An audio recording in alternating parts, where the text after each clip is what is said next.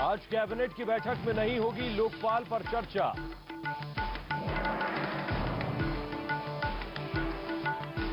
अजीत सिंह को दिलाई गई शपथ, अजीत बन सकते हैं नागरिक उड्डयन मंत्री।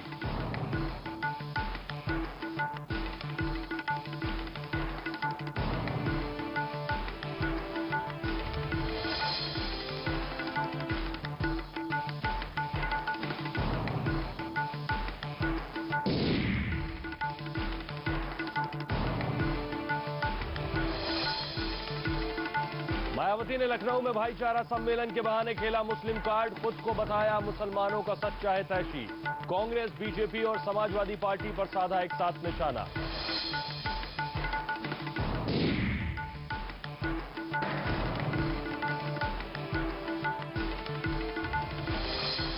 अखिलेश यादव का दावा, इस बार लखनऊ की गद्दी पर काबिज होगी समाजवादी पार्टी। P7 न्यूज के साथ एक्सक्लूसिव बातचीत में कांग्रेस पर भी साधा निशाना।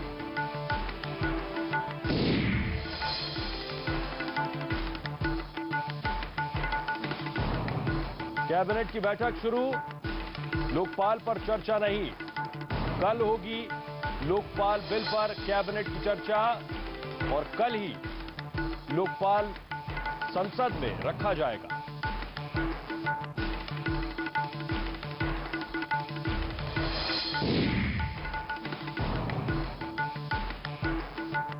दो दिनों से लापता वीना मलिक मामले में फिर नया मोड़। फिल्म प्रोड्यूसर का दावा, मुंबई के जुहू के वुड होटल में मौजूद है वीना, SMS भेज कर दी जानकारी।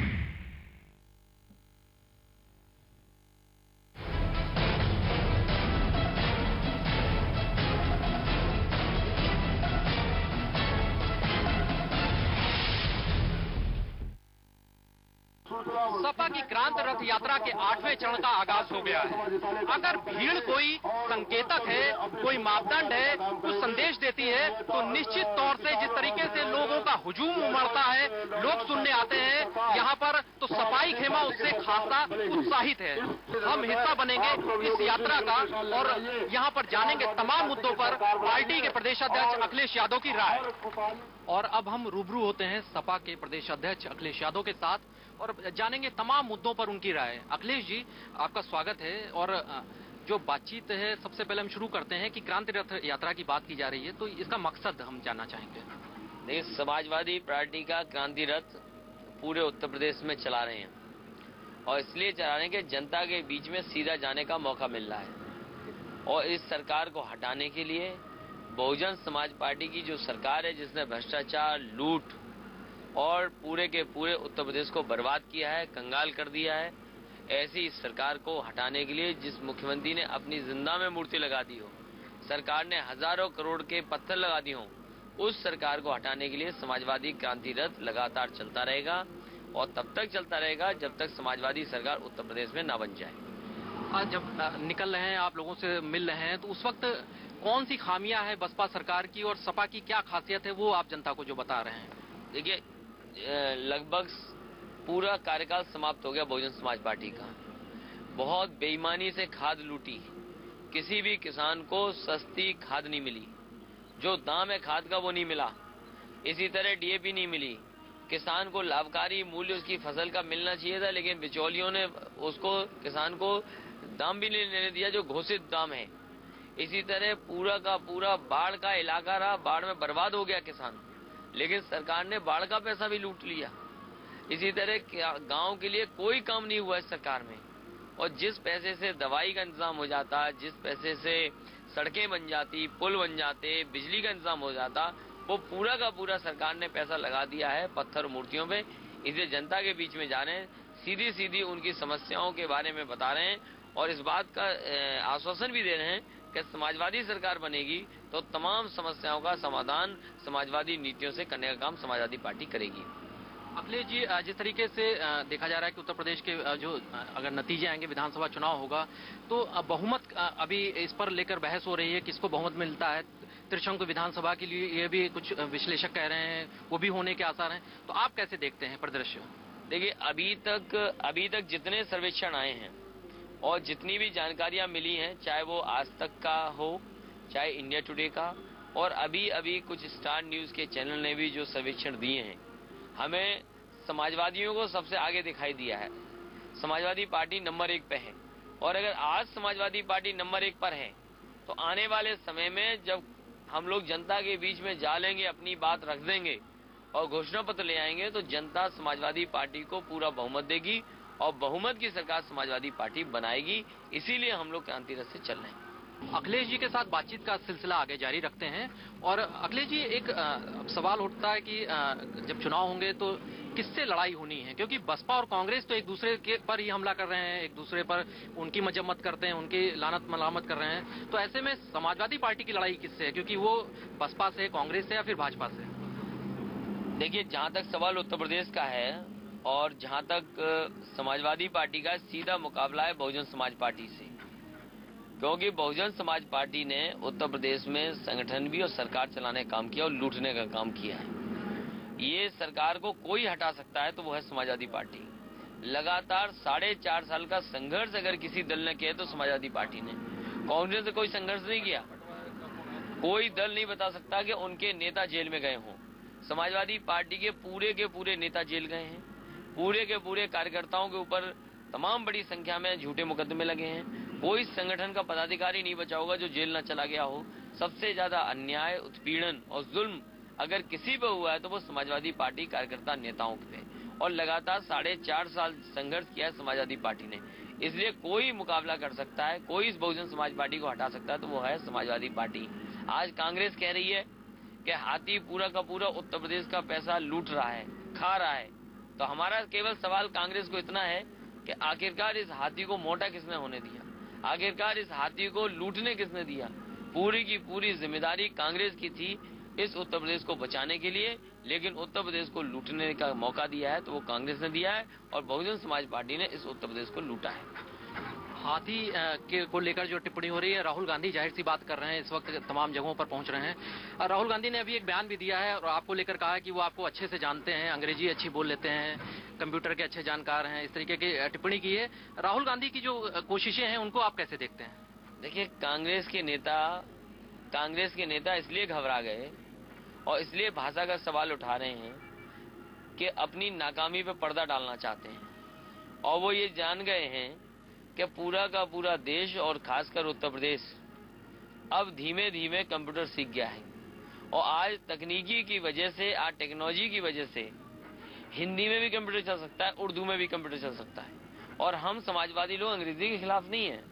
हम चाहते हैं कि अंग्रेजी को भाषा की तरह अगर कोई पढ़ना चाहता है, सीखना चाहता है तो सीखें, लेकिन कामकाज की भाषा होनी चाहिए हिंदी या उर्दू, और अगर जरूरत पड़े तो अंग्रेजी का भी इस्तेमाल हो जाए। इसलिए ये जनता को धोखा देने के लिए, क्योंकि आज कंप्यूटर हिंदी में भी चल सकता है, आज कंप्यूटर उर्दू में भी चल सकता है, तो हमारा मानना है कि अंग्रेजी में चलाने की जरूरत क्या है जब आम आदमी हिंदी और उर्दू को समझ सकता है और चला सकता है। तो इसलिए कांग्रेस पार्टी जानबूझकर उलझाने का काम कर रही है।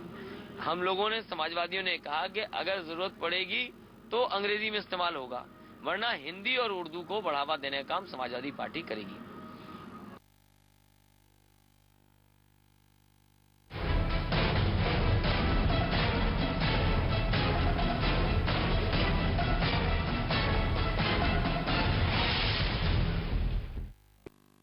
टीम अन्ना को लेकर काफी चर्चा होती है, तो आपको लगता है कि कुछ असर डालेगी टीम अन्ना की जो मुहिम है उत्तर प्रदेश में?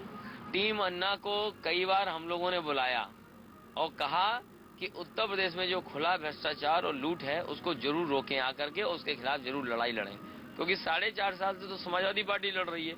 अगर उनकी टीम और उनके लोग भ्रष्टाचार के खिलाफ आते हैं तो उनका अच्छी बात है, और इस सरकार के खिलाफ लड़ें आकर के।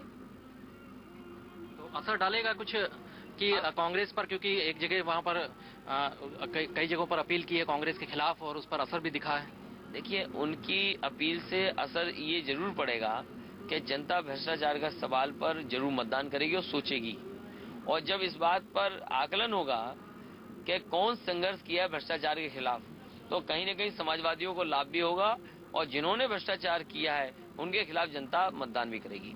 अखिलेश जी, कांग्रेस का रालोद से गठबंधन हो गया है, समाजवादी पार्टी किस तरीके से क्या प्री पोल से के या पोस्ट पोल के बारे में, कुछ अलायंस के बारे में सोच सकती है? देखिए, जो गठबंधन हुआ है, एक दल ऐसा है जो गठबंधन करता है और जिसके साथ गठबंधन करता है उसके साथ दल नहीं रहता है। तो इससे कोई, ये सही है, थोड़ा बहुत लाभ जरूर राजनीतिक मिलेगा, लेकिन गठबंधन कब तक रहेगा? सीट जीतने के बाद गठबंधन रहेगा कि नहीं रहेगा, ये सबसे बड़ा सवाल आएगा। और जहां तक समाजवादी पार्टी है, तो समाजवादी पार्टी ने पहले ही कह दिया था कि चुनाव से पहले कोई गठबंधन समाजवादी पार्टी नहीं करेगी। अकेले चुनाव के मैदान में पूरे के पूरे उत्तर प्रदेश में समाजवादी पार्टी लड़ेगी। और हमें उम्मीद है कि समाजवादी पार्टी को समर्थन मिलेगा। जिन इलाकों में समाजवादी पार्टी कमजोर भी है, आज उस पार्टी का संघर्ष के बाद दिखाई दे रहा है कि समाजवादी पार्टी का खाता भी खुलेगा और बड़ी संख्या में समाजवादी पार्टी के लोग जीत के भी आएंगे। बड़ा मुद्दा क्या रहेगा इस चुनाव में? सबसे बड़ा मुद्दा है कि ये बहुजन समाज पार्टी हटे और किसानों को मदद मिले, किसानों को राहत मिले और उत्तर प्रदेश जो पीछे चला गया उसको आगे बढ़ाने का काम हो। कारखाने लगे, उद्योग लगे, चाहे चीनी मिलें लगानी पड़ जाए, चाहे दूध के कारोबार को कोई बढ़ावा देना पड़े, चाहे और कोई कारखाना लगाना पड़े। आज उत्तर प्रदेश का माहौल बदलना पड़ेगा और उत्तर प्रदेश को खुशहाली के रास्ते पे ले जाने वाला सबसे बड़ा मुद्दा होगा कि विकास कौन सी पार्टी करेगी, खुशहाली कौन सा दल आगे लेकर के आएगा। अखिलेश जी, कांग्रेस में भी टिकट को लेकर कई नाराजगी है। समाजवादी पार्टी भी क्या कुछ खेमा, कुछ गुटबाजी या कुछ असंतोष के इस तरीके से समस्याओं से जूझ रहा है? अब देखिए, 403 विधानसभा हैं और 403 विधानसभाओं में बड़ी बातचीत के बाद, बड़ा बैठ करके और बहुत राय मशवरा के बाद हम लोगों ने फैसला लिया है। और कुछ जगह थोड़ी बहुत सूचनाएं मिल रही हैं, लेकिन ज्यादातर समाजवादी पार्टी के प्रत्याशी ठीक हैं और जनता में लगातार पिछले कई महीनों से काम कर रहे हैं और कहीं किसी तरह का कोई बातचीत उनके खिलाफ नहीं आ रही। अब और दल ऐसे हैं जिन्होंने अभी तक टिकट भी नहीं दे पाए और वो कह रहे हैं कि बहुमत की सरकार बनाएंगे, संख्या बढ़ा लेंगे। जिन्होंने टिकट न बांट पाई हो वो संख्या कैसे बढ़ा लेंगे अपनी? एक सवाल आपसे अक्सर पूछा जाता रहा है कि उत्तर प्रदेश में जब अगर सत्ता में आती है पार्टी तो मुख्यमंत्री बनने को लेकर आपकी क्या प्रतिक्रिया है, आप क्या सोचते हैं? देखिए, पूरी की पूरी पार्टी, पूरा समाजवादी नेता आदरणीय राष्ट्रीय अध्यक्ष जी को चाहते हैं कि वो मुख्यमंत्री बने और पूरे के पूरी पार्टी उन्हीं के पक्ष में है।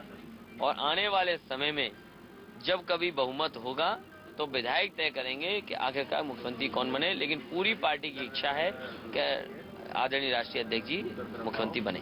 बिल्कुल पार्टी तय करेगी और इच्छा है मुलायम सिंह जी बागडोर संभाले। लेकिन अगर एक सवाल ये रहता है कि अगर सत्ता में पार्टी आती है तो आपकी प्राथमिकताएं क्या होंगी उत्तर प्रदेश के लिए? देखिए, प्राथमिकता होगी कि उत्तर प्रदेश खुशहाली के रास्ते पे जाए, किसानों की मदद हो, हमारे मुसलमानी बुनकर भाइयों के लिए जो काम नहीं हो पाए वो काम हो, उनके लिए कहीं न कहीं पैकेज, चाहे कुछ भी पैसे का इंतजाम करना पड़े, उनकी मदद हो, सीधी पढ़ाई के लिए इंतजाम हो, नए नए मेडिकल कॉलेज खुले, नई कॉलेज खुले जिसमें अच्छी पढ़ाई आज के हिसाब से हो, कारखाने लगाने का माहौल बने, चीनी उद्योग में बढ़ावा मिले, इसी तरह बिजली का इंतजाम हो, अच्छी सड़कें बने, पुल बनाने का इंतजाम हो, दवाई का इंतजाम हो, इलाज का इंतजाम हो। इन तमाम इंतजामों को कोई कर सकता है तो वो है समाजवादी पार्टी।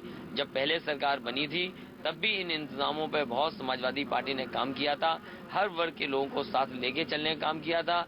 नए नए मेडिकल कॉलेज खुलाए थे, छात्राओं को जो 12वां पास कर रही थी उन्हें विद्याधन देने का काम किया था, बेरोजगारी भत्ता देने का काम किया था और चीनी मिलें भी सबसे ज्यादा लगी थी, बुनकरों को भी राहत दिया था और मुसलमान भाइयों को भी मदद की थी सरकार ने, किसानों के लिए भी पैकेज बना करके राहत देने का काम किया था। हमें उम्मीद है कि उत्तर प्रदेश की जनता ने ये देखा है, पुराना समाजवादी कार्यकाल भी जानते हैं, देखा है और इस बहुजन समाज पार्टी की लूट भी देखी है। हमें उम्मीद है पूरी कि उत्तर प्रदेश की जनता समाजवादियों को एक बार पूरा समर्थन देगी और बहुमत से सरकार समाजवादी पार्टी की बनाएंगे। बातचीत के लिए धन्यवाद। तो ये थे समाजवादी पार्टी के प्रदेश अध्यक्ष अखिलेश यादव। मशक्कत कर रहे हैं, मेहनत कर रहे हैं, हर मुमकिन कोशिश कर रहे हैं कि जिससे उत्तर प्रदेश के सत्ता पथ पर साइकिल सपा की तेज रफ्तार से दौड़ सके। कैमरा पर्सन जितेश के साथ ज्ञानेश शुक्ल, P7 न्यूज, लखीमपुर खीरी।